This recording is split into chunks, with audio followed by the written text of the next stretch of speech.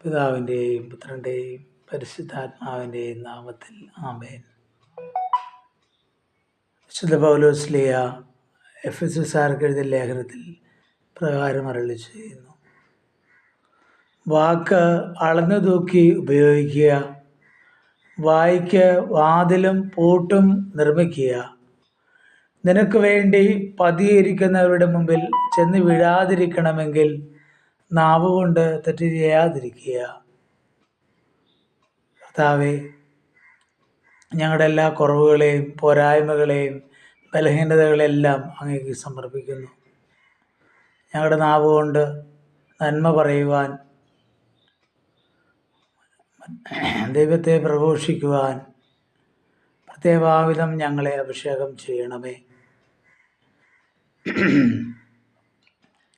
കർത്താവ് എനിക്കൊരു നാവ് നൽകി, അതുപയോഗിച്ച് ഞാൻ അവിടുത്തെ പ്രകീർത്തിക്കും എന്ന്. കർത്താവെ, അങ്ങയെ സ്തുതിക്കുവാൻ, അങ്ങയെ ആരാധിക്കുവാൻ, അങ്ങയെ മഹത്വപ്പെടുത്തുവാൻ അങ്ങ് നൽകിയ നാവ് കൊണ്ട് കർത്താവെ അങ്ങയെ സ്തുതിക്കുവാൻ വലിയ കൃപ ഞങ്ങൾക്ക് നൽകണമേ. വലിയ അഭിഷേകം ഞങ്ങൾക്ക് നൽകണമേ. കർത്താവെ, കൃപയ്ക്ക് മേൽ കൃപ കൊണ്ട് ഞങ്ങളെ നിറയ്ക്കണമേ. പരിശുദ്ധയമ്മേ, ദേവമാതാവേ, സകല വിശുദ്ധരെ ഞങ്ങൾക്ക് വേണ്ടി പ്രാർത്ഥിക്കണമേ.